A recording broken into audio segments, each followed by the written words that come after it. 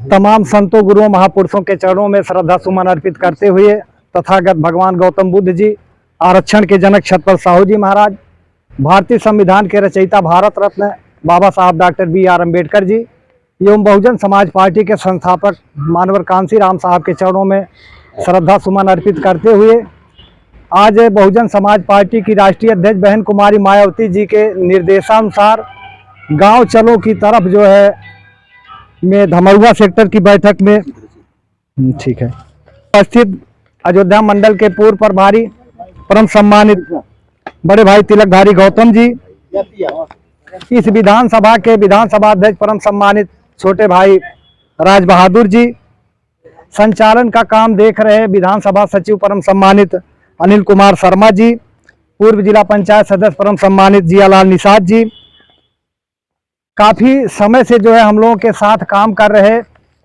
अभी भाई बड़े भाई अवधेश यादव जी ने अपने पीड़ा को व्यक्त कर रहे थे, वो सही था। बड़े भाई अवधेश यादव जी, परम सम्मानित बड़े भाई पतिराज निषाद जी, विधानसभा के सचिव छोटे भाई उमेश निषाद जी, बड़े भाई एडवोकेट फूलचंद एडवोकेट जी, इस सेक्टर के अध्यक्ष श्री अशोक कुमार जी, श्री टीपू खां जी, श्री विजय बहादुर जी, मनोज कुमार निषाद जी, श्री मनोज कुमार गुआवा, श्री ब्रजेश कुमार जी, सत्येंद्र जी, श्रीमती संगीता देवी जी, श्रीमती शीला देवी जी, प्रधान रामपुर, डॉक्टर साहब पप्पू जी, श्री सुभाष जी, श्री जमाल जी, श्री बसंतलाल गौतम जी, यहाँ पर उपस्थित आप सभी लोगों का मैं अपनी तरफ से हार्दिक स्वागत वंदन अभिनंदन करता हूँ। मित्रों, जैसा कि आज 2 सेक्टरों की मीटिंग लगी थी, अभी एक सेक्टर जो है नेमपुर महेशपुर के नाम से है, वहाँ से मीटिंग करके हम लोग आए। दूसरी मीटिंग समय बहुत ज़्यादा हो गया, मैं ज़्यादा समय नहीं लूँगा, चूँकि जो है पूर्व वक्ताओं ने जो अपने विचारों को रखा है, मैं अपने विचारों को उससे सम्मिलित करते हुए केवल बहुजन समाज पार्टी की राष्ट्रीय अध्यक्ष बहन कुमारी मायावती जी द्वारा जो 3 आज की मीटिंग जो है मुख्य रूप से 3 बिंदुओं पर आज की मीटिंग। पहला जो है राष्ट्रीय अध्यक्ष बहन कुमारी मायावती जी द्वारा गांव चलो अभियान के तहत संगठन पर चर्चा होनी है।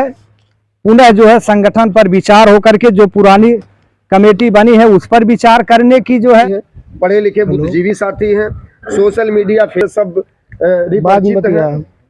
अगर आप लोग अपने मन में कहीं कोई बात हो, कहीं कोई सुझाव अगर आप लोग देना चाहते हैं, कहीं कोई रखना चाहते हैं, तो आप बेखौफ होकर के आप लोग बताइए और खड़े होकर के आप लोग उस सुझाव को आप लोग देने का काम करिए।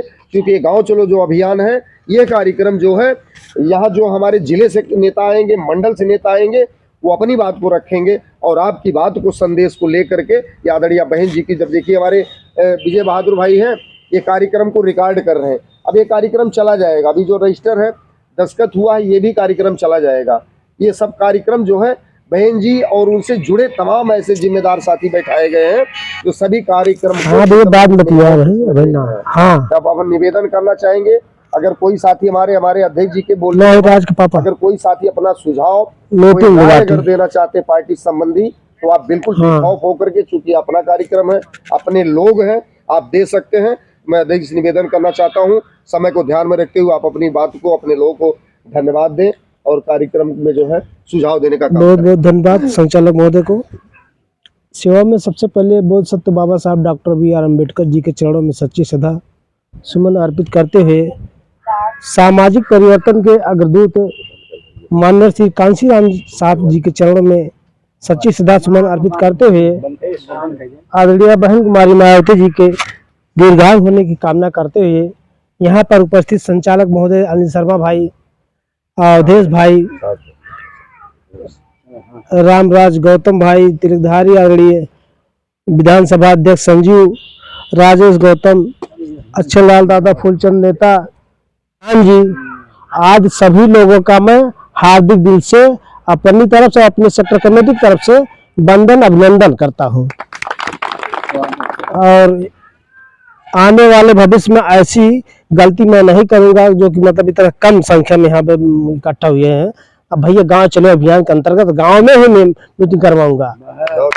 और आने वाले भविष्य में, ताकि भैया हमारा कार्यक्रम नंबर 1 का हो। अब की बार बहुत शर्मिंदगी महसूस हो रही है हमको, अब हम क्या करें। जो अपने शेर व शायरी के माध्यम से हम निवेदन करना चाहेंगे कि आपकी शायरी सुने काफी अरसे हो गया, आप अपने शेर व शायरी के माध्यम से हम लोगों को एक नई ऊर्जा प्रदान करने की कृपा करें। चिलमन वाला जोश कर दीजिए। आदरणीय तिलकधारी गौतम जी, चिलमन 10 मिनट बोलूंगा, थोड़ा आप लोग शांति से मेरी बात सुनिएगा। समय तो बहुत ज्यादा हो गया। अगाध ज्ञान के भंडार, प्रकांड पंडित, आश्चर्यजनक, अद्भुत प्रतिमा, अवर्णनीय देश प्रेम, विशुद्ध राष्ट्रीयता, अस्पष्टवादिता, सहनशीलता, उच्च कोटि की सभ्यता एवं सर्व समाज के प्रति प्रेम रखने वाले युग प्रवर्तक महामानव बाबा साहब डॉक्टर B.R. अम्बेडकर के चरणों में सच्ची श्रद्धांजलि अर्पित करता हूं और बहुजन समाज पार्टी के संस्थापक मान्यवर श्री कांसी राम साहब के चरणों में सच्ची श्रद्धा सुमन समर्पित करता हूं और उत्तर प्रदेश की पूर्व मुख्यमंत्री बहन कुमारी मायावती जी के लंबी उम्र की कामना करता हूं। आज इस मीटिंग में उपस्थित हैं हमारे जिले के सचिव, हमारे छोटे भाई आदरणीय रामराज गौतम जी और पूर्व विधानसभा अध्यक्ष भाई राजेश कुमार गौतम जी और इस विधानसभा के अध्यक्ष भाई राज बहादुर जी और अनिल शर्मा जी, जियालाल निषाद जी, अवधेश यादव जी, पतिराज निषाद जी, उमेश निषाद जी, फूलचंद एडवोकेट जी, अशोक कुमार सेक्टर अध्यक्ष जी, श्री टीपू खां जी, विजय बहादुर जी, मनोज कुमार निषाद जी, मनोज कुमार गुआवा जमालपुर, ब्रजेश कुमार जी, सत्येंद्र जी, श्रीमती संगीता देवी जी, श्रीमती शीला देवी जी प्रधान रामपुर, श्री डॉक्टर साहब पप्पू जी, श्री सुभाष, श्री जमाल जी, श्री बसंतलाल गौतम जी और जिन लोगों का नाम नहीं इसमें लिखा गया है, अवधेश यादव जी। और मैं सभी साथियों का, माताओं और बहनों का अपने तहे दिल से हार्दिक स्वागत, अभिनंदन, वंदन करता हूँ। सम्मानित साथियों, कहा गया है कि धरा जब जब विकट होती मुसीबत का समय आता।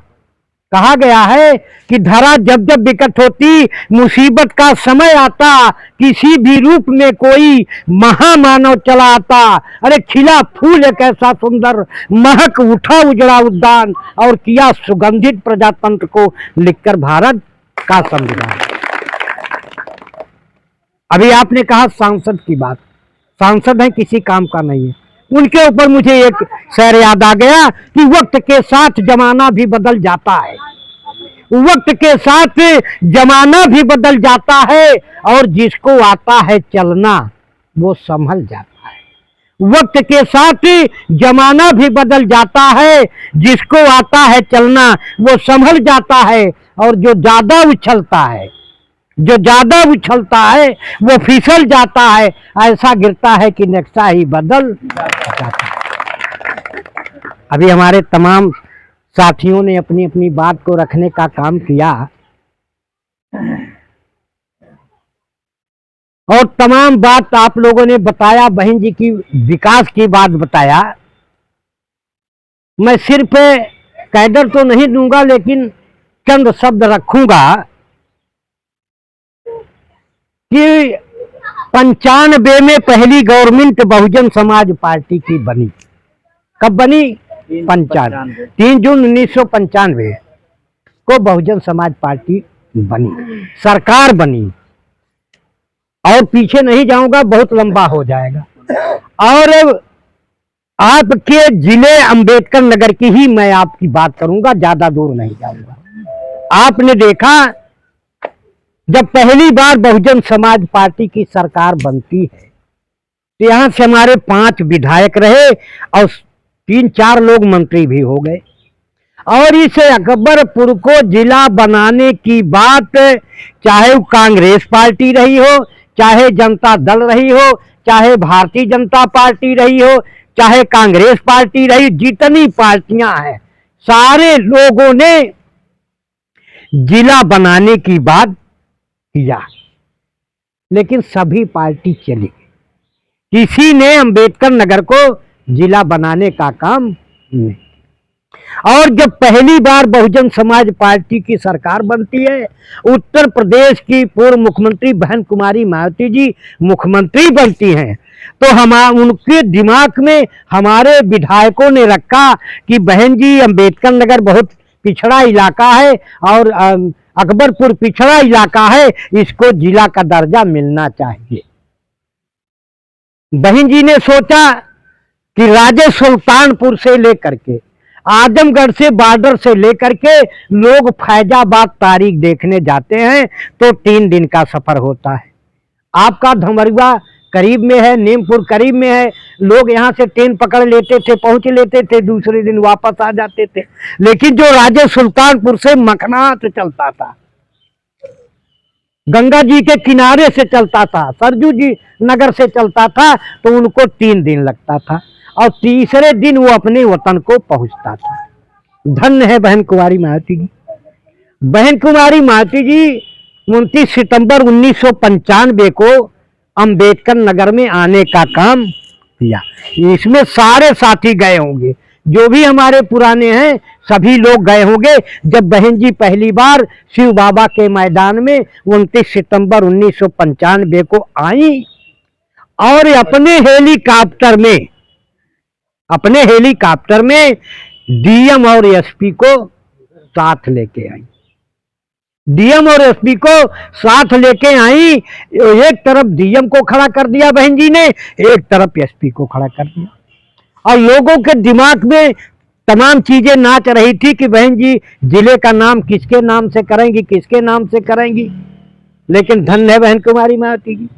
बहन जी ने अकबरपुर को अंबेडकर नगर के नाम से जिला देने का काम किया और उसी दिन बहन जी ने कहा था कि ये आपका डीएम है, ये आपका एसपी है, आपका काम चालू हो जाएगा। अंबेडकर नगर को डॉक्टर अंबेडकर के नाम से जिला दे रही हूं और इस अकबरपुर को अंबेडकर नगर को आदर्श जिला बनाने का काम भी करूंगा। और बहन जी ने ऐसा किया। बहन जी ने ऐसा किया। अंबेडकर नगर में विकास की बात करूंगा तो झड़ी लग जाएगी। आप सभी साथी अछूते नहीं है, सारे लोग जानते हैं बहन कुमारी मायावती जी ने अंबेडकर नगर में ऑर्बिट दे दिया।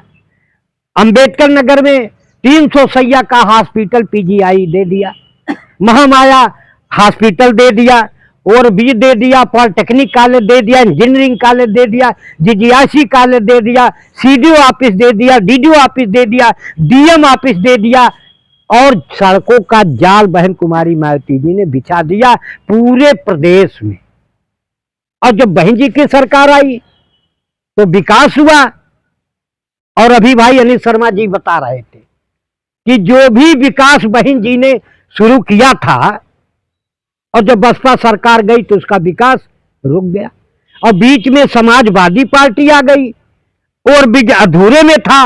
यही समाजवादी पार्टी के लोगों ने यहां से सामान उठवा करके दूसरे से सफाई भिजवाने का काम किया और जो पीजीआई हॉस्पिटल में जो मशीनें थी उसको उठवा करके आजमगढ़ भिजवाने का काम किया। अभी आपने प्रमोशन में आरक्षण का बिल का चर्चा आपने किया, समाजवादी पार्टी के लोगों ने ही उस बिल को फाड़ने का काम किया। आप जानते हैं कि बहन कुमारी मायावती ने नारा दिया था, कांसीराम साहब ने नारा दिया था, जिसकी जितनी संख्या भारी उतनी उसकी हिस्सेदारी।